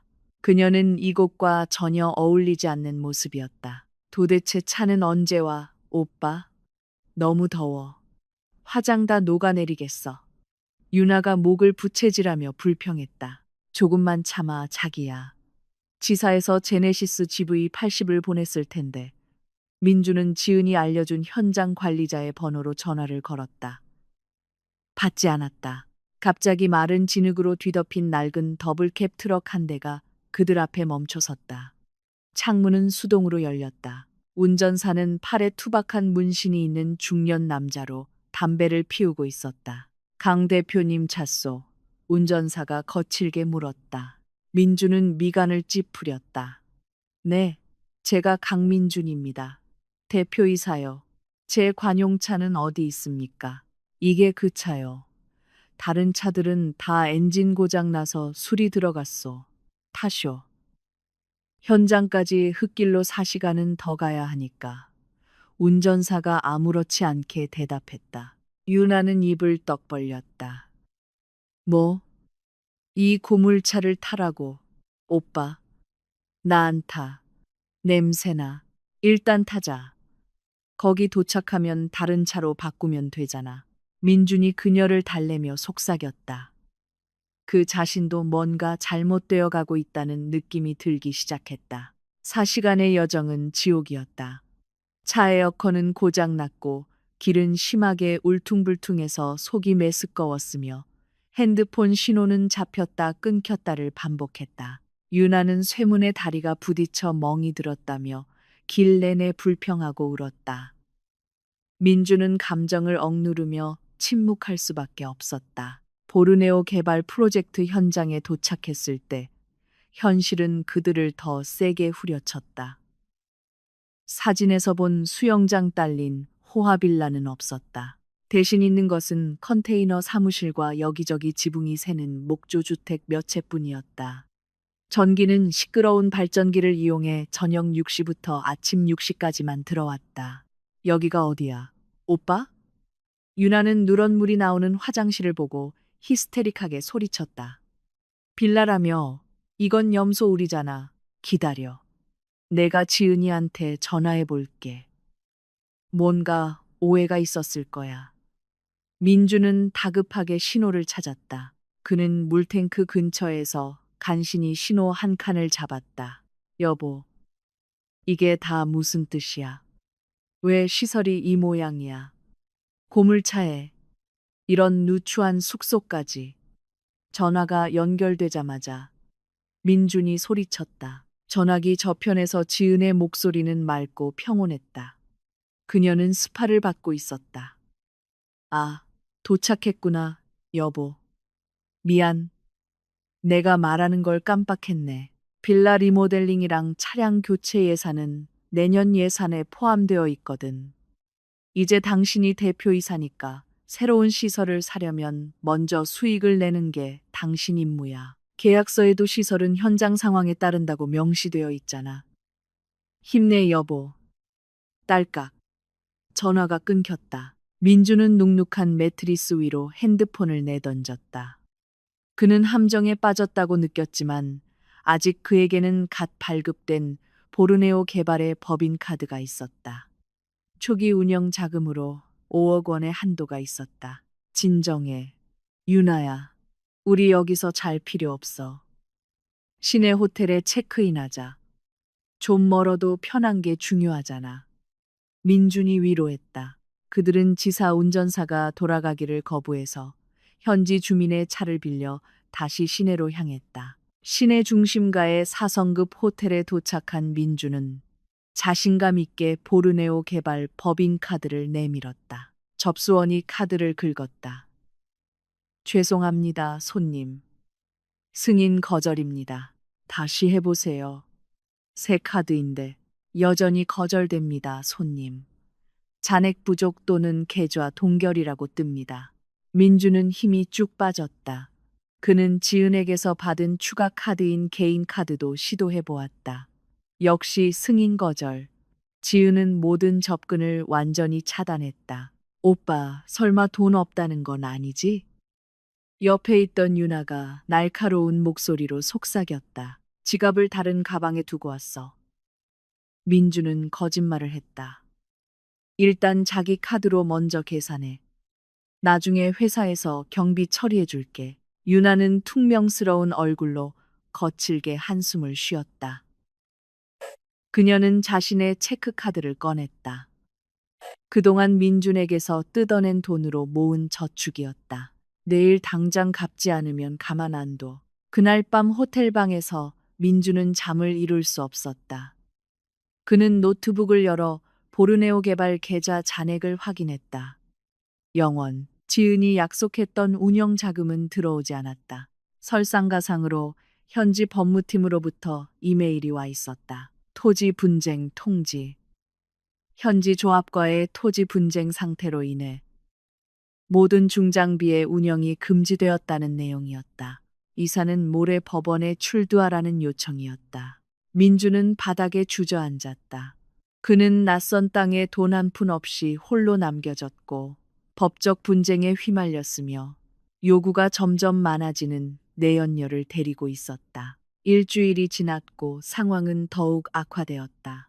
민주는 서울로 돌아갈 수 없었다. 지은이 본사 인사팀을 통해 업무 진행 보고가 없다는 이유로 그의 급여와 수당 지급을 보류했기 때문이다. 지은은 민준의 번호를 차단했고 오직 공식 회사 이메일로만 소통하려 했다. 유나의 인내심은 한계에 다다랐다. 식비와 호텔비를 내느라 그녀의 저축은 바닥을 보이고 있었다. 민주는 계속해서 본사 송금이 막혔다는 변명만 늘어놓았다. 그날 아침 호텔 로비, 아침 식사 시간에 시한폭탄은 마침내 터졌다. 유나는 테이블 위에 놓인 민준의 핸드폰에 뜬 알림을 보았다. 핸드폰에 동기화된 이메일을 통해 온지은의 메시지였다. 내용은 이랬다. 여보, 돈 좀 아꼈어요. 지사 재무보고서에 수입이 0원으로 나오네요. 운영비를 감당할 수 없다면 계약서에 따라 일단 당신 개인 돈을 먼저 써야 해요. 유나는 그 핸드폰을 빼앗았다. 이게 무슨 뜻이야, 오빠? 개인 돈을 쓰라고. 당신이 사장이라며 내 핸드폰 돌려줘. 민준이 뺏으려 했지만 유나는 피했다.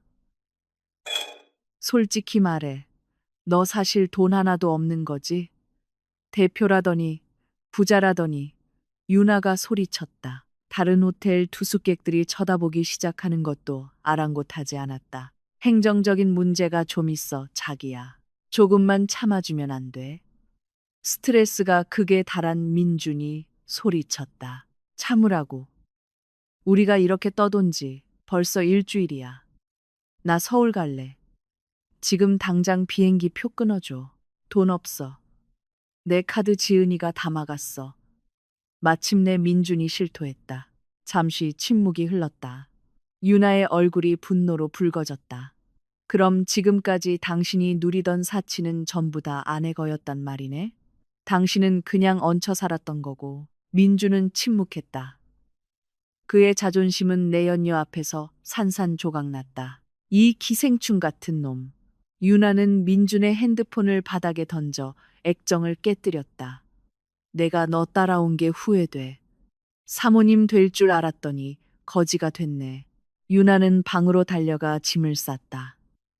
민준이 뒤쫓아가 말리려 했지만 유나는 그의 뺨을 때렸다. 나 건드리지 마. 나 혼자 서울 갈 거야. 그리고 너, 내가 내 마누라한테 다 일러 바칠 거야. 그래서 이혼이나 당해버려. 민주는 쓴웃음을 지었다. 마음대로 해.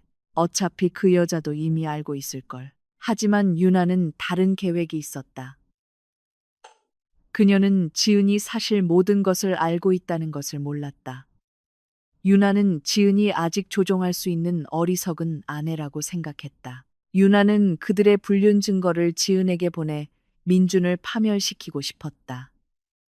지은이 민준과 이혼하고 그를 무일푼으로 만들기를 바랐다. 민준에게 속았다는 생각에 대한 복수였다.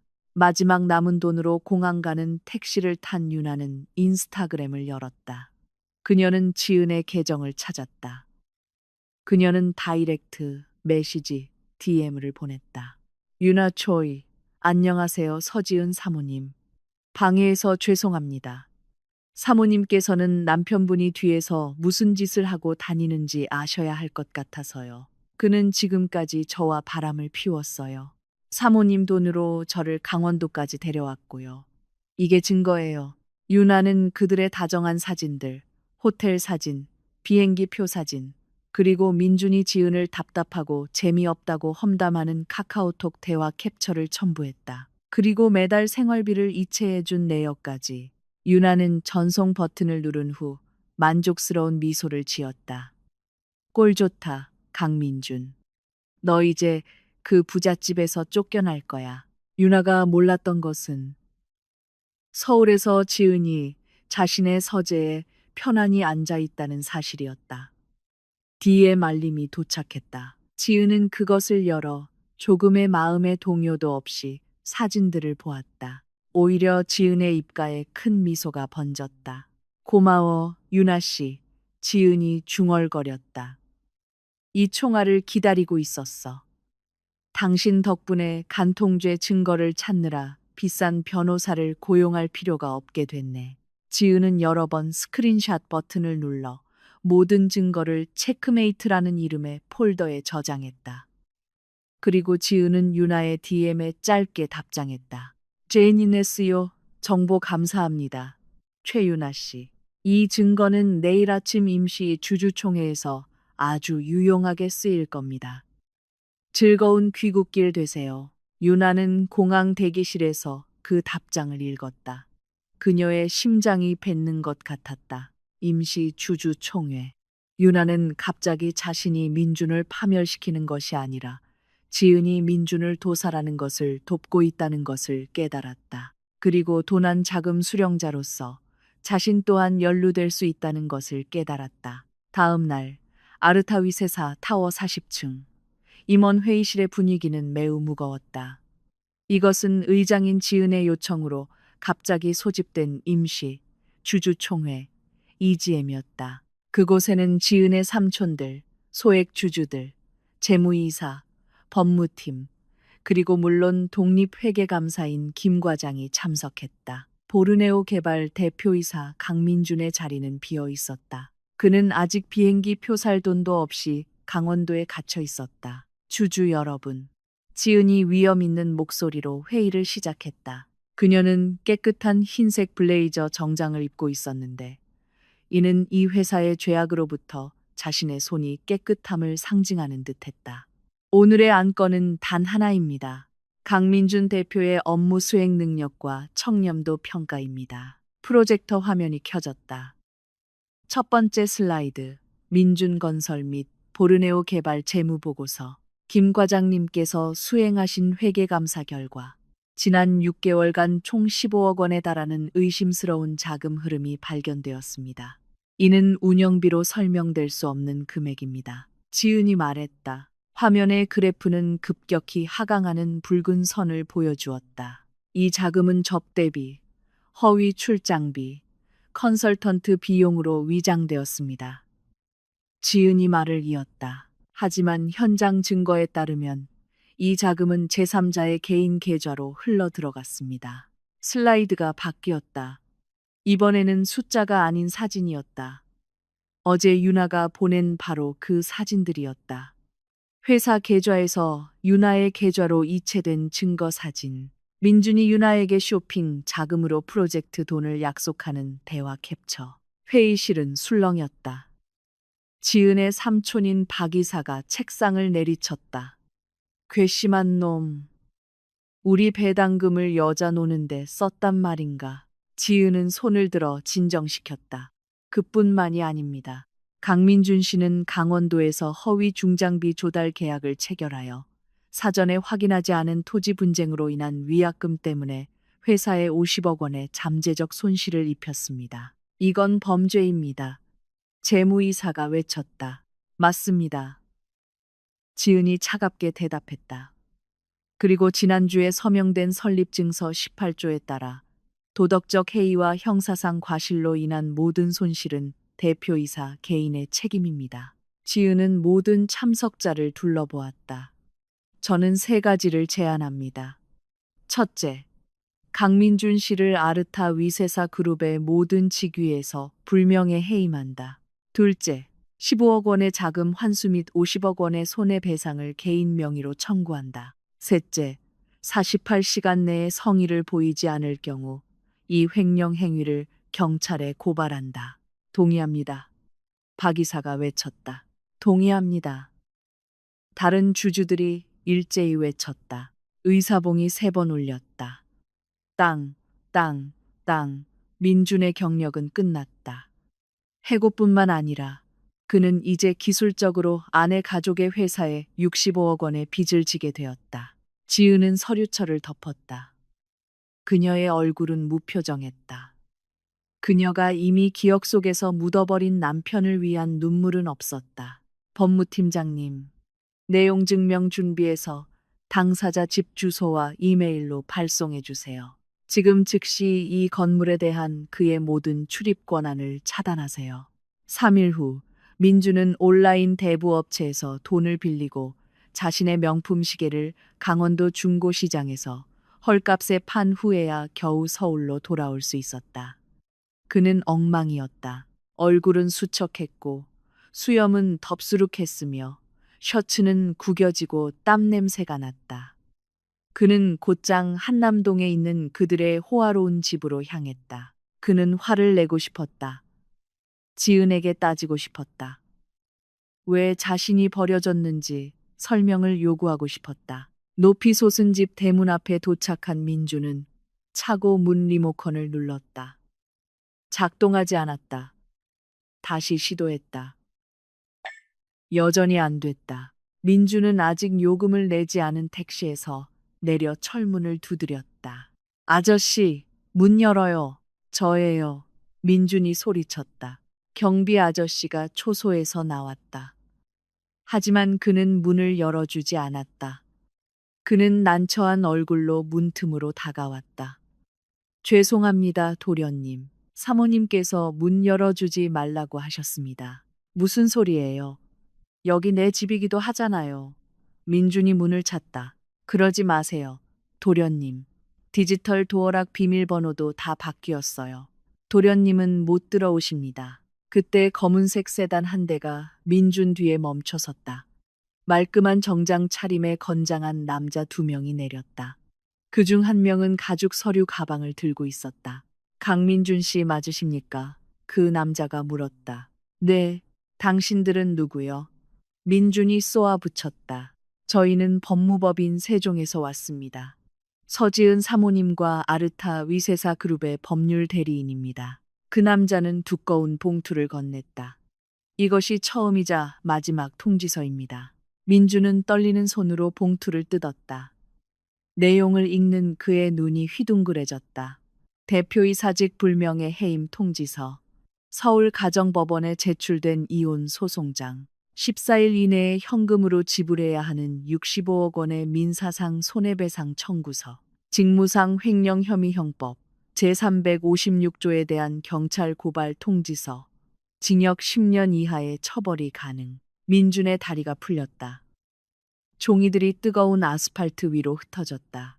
14일 이내에 변제하지 않으시면 저희 의뢰인은 시골에 있는 부모님 명의의 토지와 차량을 포함한 강민준 씨의 모든 개인 자산을 압류하고 형사 절차를 진행할 것입니다. 변호사가 무미건조하게 덧붙였다. 말도 안 돼. 지은이가 이렇게까지 잔인할 리가 없어. 민준이 중얼거렸다. 그의 눈에서 눈물이 흐르기 시작했다. 서지은 사모님께서 전할 말씀이 있다고 하셨습니다. 변호사가 다시 말했다. 민준은 붉어진 눈으로 고개를 들었다. 무슨 말인데요? 사모님께서 말씀하시더군요. 당신이 다른 여자를 위해 골랐던 다이아몬드 반지를 기억해. 그건 비쌌지만 당신의 배신값은 훨씬 더 비싸. 가난을 즐기도록 해. 변호사는 정중하게 고개를 숙이고는 차에 올라 떠났다.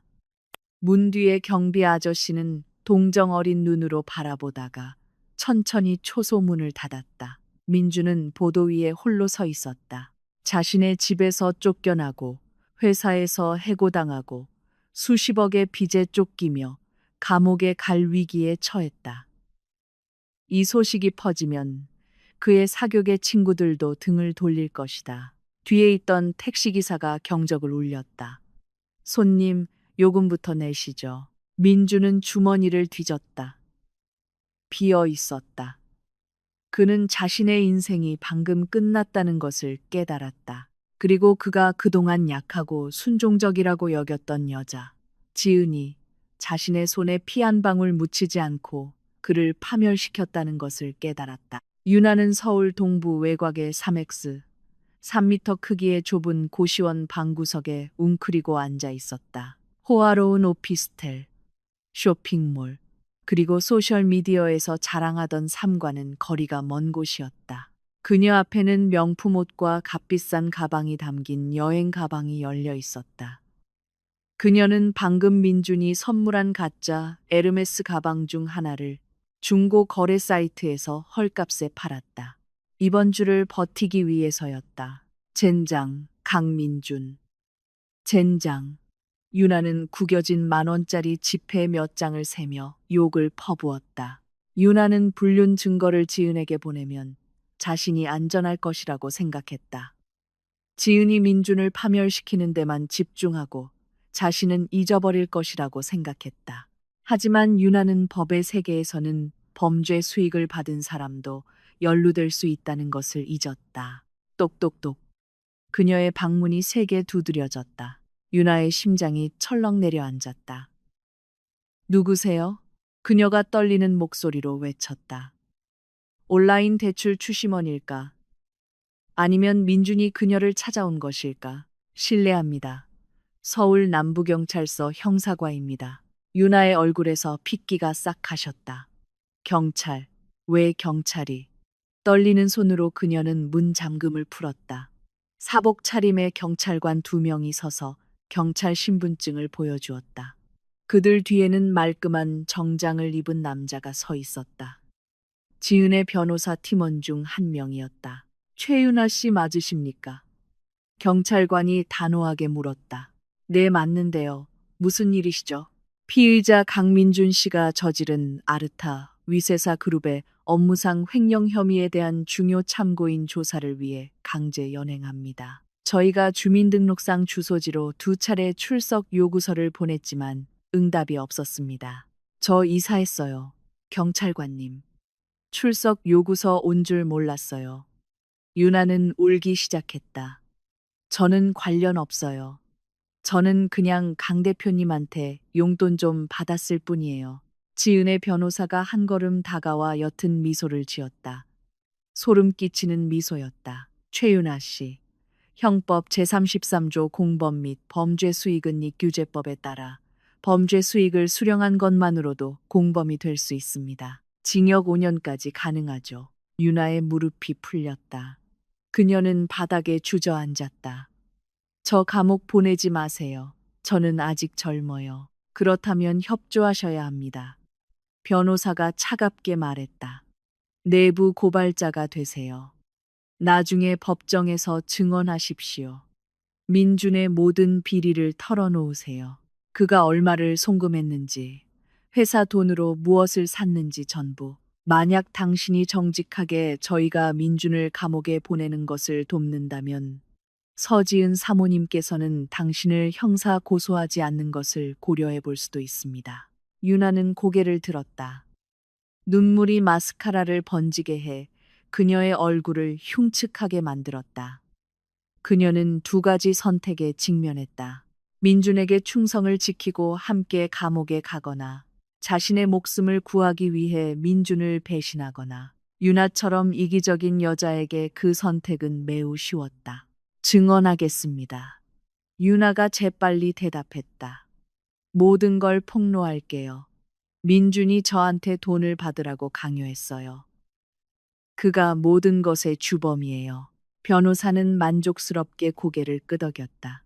좋습니다. 지금 저희와 함께 경찰서로 가시죠. 모든 대화 기록과 계좌 거래 내역을 챙기시고요. 유나는 경찰차에 끌려 들어갔다. 차 안에서 그녀는 핸드폰에 있는 민준과의 모든 추억 사진을 삭제했다. 더 이상 사랑은 없었다. 오직 생존 본능만이 남아 있었다. 2주 후 오후부터 서울에 폭우가 쏟아졌다. 한남동에 있는 지은의 호화로운 저택 높은 대문 앞섬에 한 남자가 망부석처럼 서 있었다. 그는 더 이상 비싼 정장을 입고 있지 않았다. 그는 흠뻑 젖은 낡은 후드티에 무릎이 찢어진 청바지, 그리고 밑창이 떨어지기 시작한 운동화를 신고 있었다. 민준이었다. 그의 얼굴은 수척했고 눈은 깊게 파였으며 짙은 다크서클이 있었다. 그는 지난 10일 동안 모든 자산이 은행에 압류되고 돈 한 푼 없어져 모스크와 가게 처마 밑을 전전하며 노숙했다. 친구들은 그가 횡령 사건의 피의자가 된 것을 알자마자 그의 번호를 차단했다. 시골의 부모님은 충격으로 병원에 입원했고 민주는 돌아갈 면목이 없었다. 그의 유일한 희망은 지은의 자비였다. 검은색 SUV 한 대. 예전에 그가 자주 타던 바로 그 차가 천천히 대문으로 다가왔다. 헤드라이트가 민준의 비참한 모습을 비췄다. 자동문이 열렸다. 차가 들어가려 했다. 민준은 무모하게 행동했다. 그는 차 앞으로 뛰어들어 양팔을 벌렸다. 지은아, 지은아, 멈춰. 그의 외침은 빗소리에 묻혔다. 차가 급정거했다. 지은의 개인 기사인 박 기사님이 쫓아내려고 내리려 했지만 뒷좌석 창문이 천천히 내려갔다. 지은이 그곳에 앉아 있었다. 뽀송뽀송하고 따뜻하고 아름다운 모습으로 그녀는 민준을 분노가 아닌 방해하는 낯선 사람을 보는 듯한 텅 빈 눈빛으로 바라보았다. 민준은 창문으로 달려갔다. 그의 더러운 손이 비싼 차문을 움켜쥐었다. 지은아, 지은아, 미안해. 내가 잘못했어. 제발 고소 취하해줘. 나 쫓기는 거 더는 못하겠어. 나 지낼 곳도 없어. 지은은 대답하지 않았다. 그녀는 단지 민준의 더러운 손이 자신의 비싼 차 문을 더럽히는 것을 바라볼 뿐이었다. 나 내 남편이잖아, 지은아. 우리 행복했던 적도 있잖아. 신혼여행 갔을 때 기억 안 나. 우리 결혼 서약도 기억하잖아. 민주는 울기 시작했다. 눈물과 빗물이 섞여 흘렀다. 나 변할게. 내 운전기사가 될게. 정원사가 될게. 뭐든지 할 테니까 제발 나 감옥만은 보내지 마. 제발, 지은아. 마침내 지은이 입을 열었다. 그녀의 목소리는 평온했지만 수술용 칼보다 더 날카롭게 찔렀다. 결혼 서약? 지은은 비웃었다. 그 서약은 당신이 회사 돈을 그 창녀 계좌로 이체했을 때 이미 팔아넘겼잖아, 여보. 유나가 나를 유혹했어. 내가 당한 거야. 민주는 여전히 남 탓을 하며 자신을 변호하려 했다. 아, 유나는 이미 경찰에서 증언했어. 당신이 사치를 약속했다고 말이야. 지은이 말을 끊었다. 그리고 신혼여행 말인데 그때 비행기 표랑 호텔비 누가 냈는지 기억나? 우리 아빠야. 당신 사업 자금은 누가 대줬는지 기억나? 나야. 내가 잘못한 거 알아. 내가 당신한테 평생 갚아도 모자랄 빚을 졌어. 그건 은혜의 빚이 아니야, 민준 씨. 그건 형사상의 채무고 빚은 갚아야지. 지은은 창문을 올리는 버튼을 눌렀다. 지은아. 안 돼, 지은아. 민주는 손으로 창문을 막으려 했다. 하지만 차의 전동 모터 힘이 더 강했다. 창문은 단단히 닫혔다. 지은은 운전석 칸막이 유리를 두드렸다. 가요, 박 기사님. 저 미친 사람은 무시하세요. 차는 따뜻하고 안락한 집 마당으로 들어섰다. 철문이 민준의 얼굴 앞에서 천천히 닫혔다. 쾅! 민준은 젖은 아스팔트 위에 무릎을 꿇었다. 그는 땅을 치며 절망 속에서 울부짖었다. 그는 집의 불빛이 하나둘씩 켜지는 것을 보았다. 그가 한때 살았던 집, 왕처럼 느껴졌던 그 집이 이제는 그가 영원히 넘을 수 없는 요새가 되었다. 그날 밤 민주는 추운 경비 초소에서 떨며 잠들었다. 화려했던 과거와 철창 뒤에 암울한 미래의 그림자에 둘러싸인 채 3개월 후 서울 남부지방법원. 법정은 만원이었다. 이 사건은 내연녀 위해 아내 돈 횡령한 기생충 남편 정의 구현당하다라는 제목으로 소셜미디어에서 바이럴이 되었다. 많은 기자들과 일반 시민들이 민준의 얼굴을 보고 싶어 했다. 민준은 피고인석에 앉아 있었다. 머리는 짧게 깎였고 주황색 수의를 입고 있었다. 얼굴은 초췌했고 몸은 깡말랐다. 잘 나가던 사교계 명사의 모습은 온데간데 없었다. 방청석 맨 앞줄에 지은은 변호사와 함께 차분히 앉아 있었다.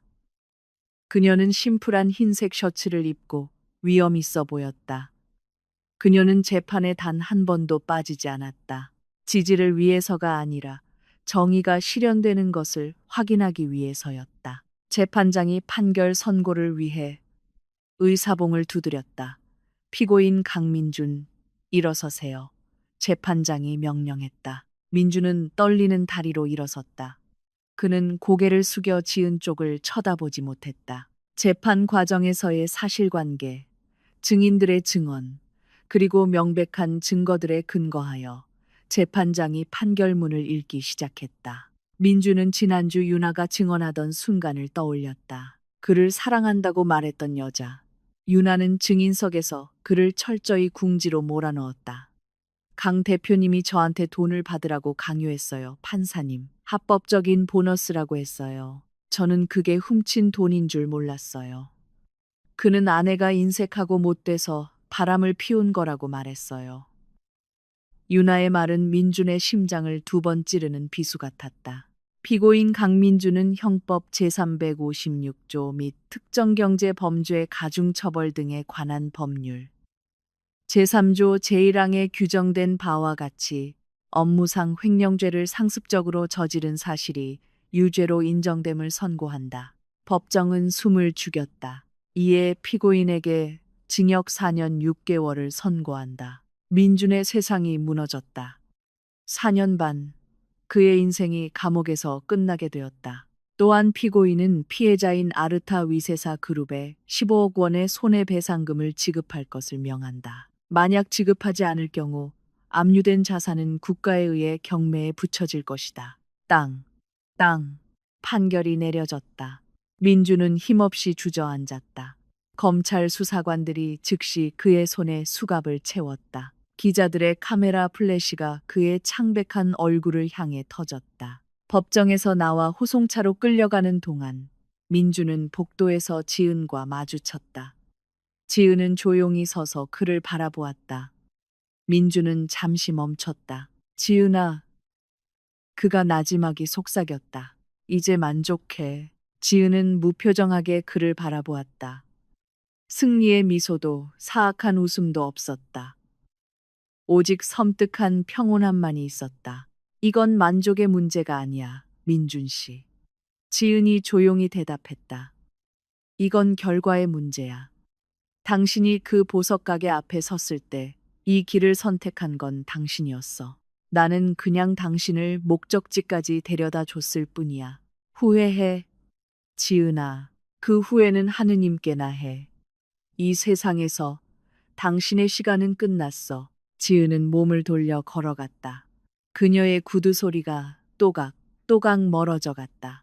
수사관들에게 거칠게 끌려 철창 달린 차에 타는 민준을 뒤로 한 채 다른 구석에서 유나는 멀리서 지켜보고 있었다. 그녀는 내부 고발자가 되어 감옥은 피했다. 하지만 그녀의 인생은 망가졌다. 그녀의 이름은 모든 회사의 인사 데이터베이스의 배신자로 낙인 찍혔다. 아무도 배신자 비서를 고용하려 하지 않았다. 그녀는 이제 도시 외곽의 작은 편의점에서 아르바이트를 하며 사람들이 알아볼까봐 항상 마스크를 쓰고 다녔다. 정의는 각자의 길을 찾아갔다. 서울의 저녁에는 황금빛 주황색이었다. 지은이 쇼핑몰 로비에서 나왔을 때 발렛 직원이 그녀의 차를 가져왔다. 지난주 자신에게 주는 생일 선물로 산 최신형 이도어 스포츠 쿠페였다. 그녀는 차에 올라 조수석에 보석 쇼핑백을 놓았다. 비어 있었지만 외롭게 느껴지지 않는 자리였다. 지은은 시동을 걸었다. 스포츠카 엔진의 부드러운 굉음이 감미롭게 들렸다. 그녀는 핸드폰을 차의 블루투스에 연결했다. 모르는 번호로 전화가 걸려왔다. 여보세요. 지은이 받았다. 여보세요. 안녕하세요. 서지은 위세사님 맞으신가요? 전화기 너머에서 한 남자의 목소리가 들려왔다.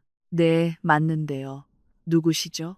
저는 한국자산관리공사에서 전화드렸습니다. 수영인 강민준 씨 명의의 분당 소재 아파트와 SUV 차량 한 대가 내일 아침 경매에 붙여질 예정임을 알려드리고자 합니다. 채권자이신 사모님께서 참석하시겠습니까? 지은은 잠시 침묵했다. 분당의 그 아파트는 그들이 결혼 초에 함께 산 첫집이었다. 달콤하고 씁쓸한 추억이 가득한 집. 그 SUV는 민준이 죽도록 자랑하던 에마였다. 지은은 앞에 도로를 바라보았다. 신호등이 녹색으로 바뀌었다. 아니요, 지은이 단호하게 대답했다. 그냥 다 팔아버리세요. 그런 고물은 필요 없어요. 경매 수익금은 위세사 재단 이름으로 보육원에 바로 기부해 주세요. 제 통장에는 그 돈 들어오지 않게 해주세요. 너무 더러우니까요. 네, 알겠습니다, 사모님. 그렇게 처리하겠습니다. 정말 고결하신 분이시네요. 고결한 게 아니에요. 그냥 쓰레기를 제자리에 버리는 것뿐이에요. 지은은 전화를 끊었다. 그녀는 가속 페달을 밟았다. 살짝 열린 창문으로 저녁 바람이 그녀의 얼굴을 스쳤다. 지은은 룸미러를 힐끗 보았다. 그녀는 자신의 그림자를 보았다. 6개월 전 보석 가게 기둥 뒤에서 떨며 울던 여자는 이제 없었다. 기생충 같은 남편을 잃을까 두려워하던 여자는 죽었다. 지금 있는 것은 새로운 지은이었다. 독립적인 지은. 가치 있는 존재가 되기 위해 어떤 남자의 인정도 필요로 하지 않는 지은. 그녀는 옆 좌석에 보석 상자를 집어들었다. 한 손으로 그것을 열었다. 다이아몬드가 저녁 햇살을 받아 반짝였다. 잘 가, 민준. 그녀는 바람에 속삭였다. 최고의 투자는 바로 나 자신에게 하는 투자라는 걸 가르쳐줘서 고마워. 지은은 환하게 웃었다. 진정으로 자유롭고 행복한 미소였다. 그녀는 차 오디오에서 가장 좋아하는 노래를 틀고 볼륨을 높이고 지평선을 향해 질주했다. 그녀의 인생은 이제 막 시작되었다. 그리고 이번에는 그녀 자신이 이야기의 작가이자 감독이며 주연 배우였다.